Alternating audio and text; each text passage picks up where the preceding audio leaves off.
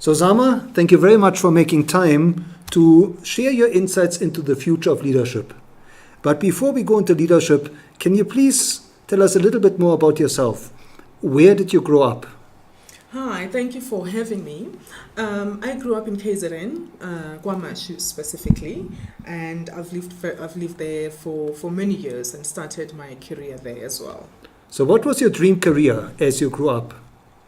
You know, it wasn't very specific, but I guess because I used to watch a lot of TV, I knew that I wanted to be in an office where I can make decisions amongst men. I didn't know what that entailed though. And fast forward to today, I'm sitting here at IDC as an executive member, making decisions on a number of transactions that contribute to our economy. Right. And Zama, who inspired you in those early days? My mother. Your mother. Your mother. What is it that your mother did that inspired you? My mother did not have much. She was a widow because her father passed away quite early in my life. And with her limited resources, she was determined to enlarge my own territory. And do you have siblings? They're late. Right. And tell us, Zama, what was, looking back over your career, was there a turning point? I think it's been, I've always been in the same field, public relations, communications, corporate affairs, but I think what has struck me the most is the importance of relationships, the importance of your reputation. So those have really shaped me in terms of how I look at my career, in terms of my growth and as I move forward into my career. At early stages, those things did not matter that much. I was quite focused on my technical abilities and doing my work well, but the wiser I got, I realized that there's many other elements that are quite important as you grow, when you grow as a leader. So relationships and reputation. Reputation, good ethics, your values, those things will take you very far, because I believe that you get to a point where your technical ability or competency doesn't count as much as the other softer parts. And tell us, Zama, what is driving you today? I love what I do. I love what the organization I work for stands for. Knowing that the decisions we make in these offices impact our country in an amazing way, that drives me, wakes me up in the morning to come to work. Can you maybe tell our listeners a little bit more about what it is that the IDC does that really influences the economy, that influences the future of the country? We are a development finance institution. We support or fund businesses in the manufacturing sectors. For more on our sectors that we fund, listeners can log on to our website, which is www.idc.co.za.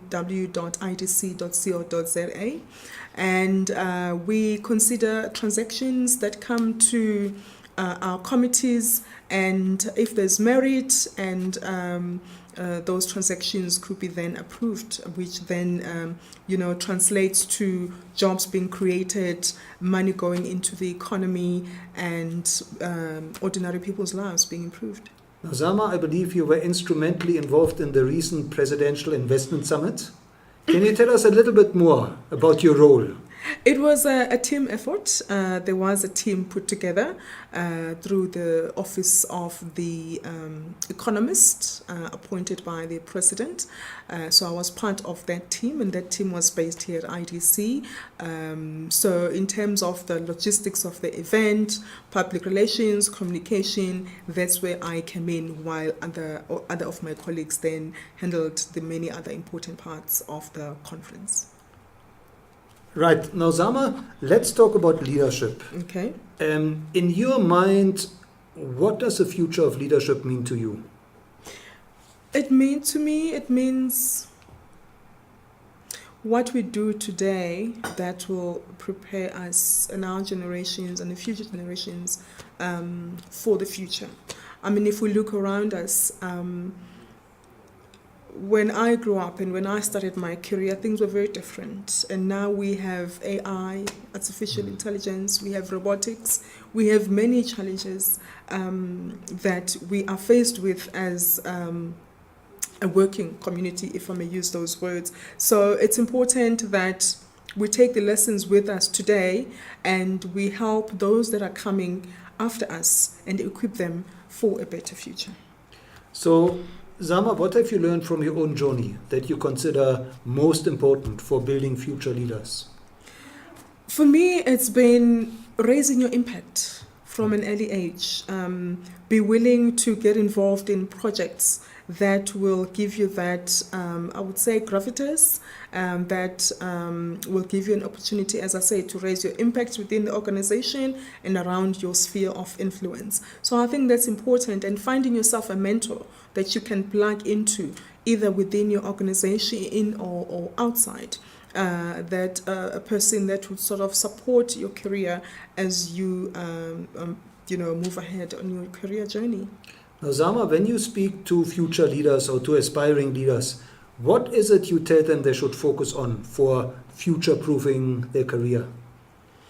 I think it's being mindful of the latest trends. As much as you can train and develop, gain new skill, it's important to diversify your portfolio in terms of your skills and your capabilities, but also, the Internet of Things, and being mindful of social media and how it can impact your career positively, and use that as a springboard. We always think of social media as maybe in a negative connotation when it comes to building our careers and our leadership capabilities, but I think it's something that we can leverage on. And Zama, touching on technology, what would you say are the tools of technology, or maybe the technologies that you believe can enable the leadership of the future?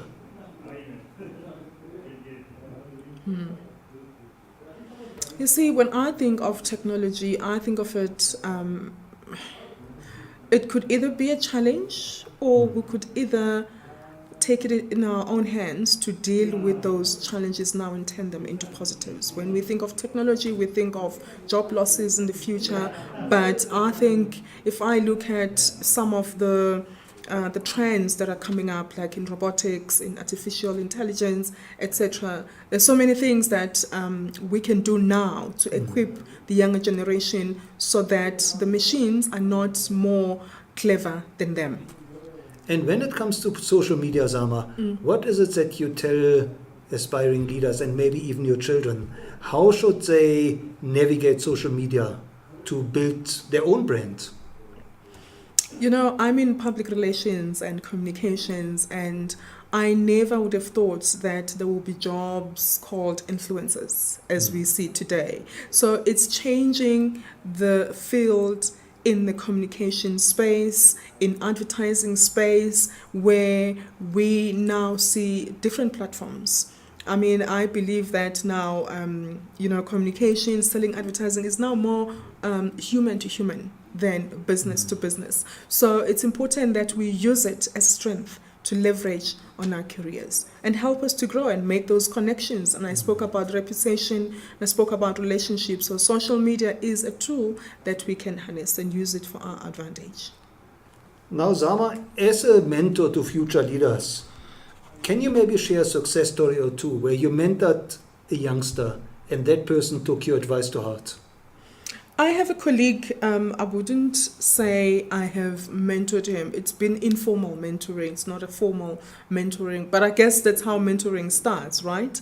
But I've assisted and contributed to that colleague of mine to see things from a different perspective. So when, I'm not able to say his name, but he was so focused on what he used to do when I got here. And when I arrived at IDC, I then moved him from where he was to say, no, do something else, because I could see the ability and the capability in that space. It wasn't easy. There was a lot of resistance, but of which I ignored, obviously, and I'm glad I did, and he's glad I did. And now he's doing something completely different. He's quite happy. And I think it comes down to identifying talent and looking at the strengths of people within your teams to say, I see what you do, but I think you can do better in that space, and supporting them on their journey through resources, through encouragement, through giving feedback as well. And Zama, are there any role models of leadership, or maybe books about leadership, that you would recommend future leaders should study and learn from? I like so many books, but also there's websites. I mean, we can talk about books. There's websites now where people can log on to. I like to read on leadership, obviously, in general. But I like the book called Thrive. I like it because at this stage in my life, I feel work-life balance is very important.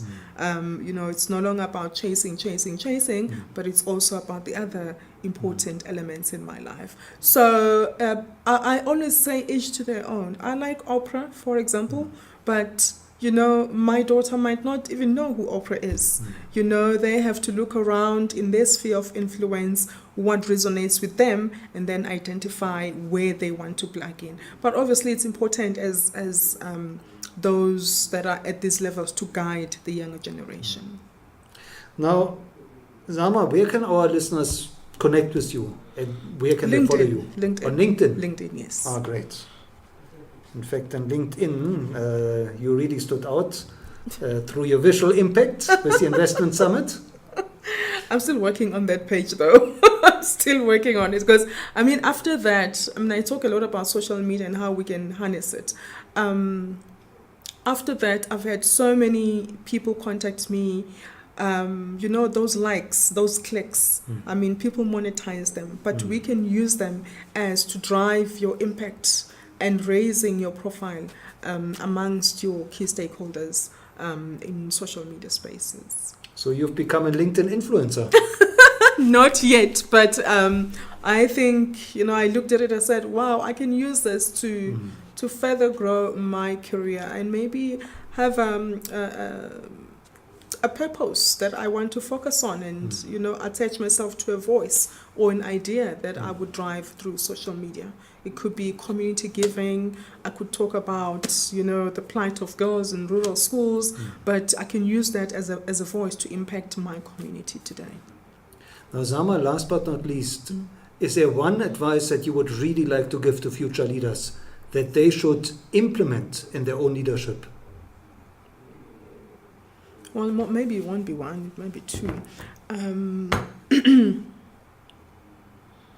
So I read a report that said over 60% of primary school children today will end up in jobs that don't even exist yet.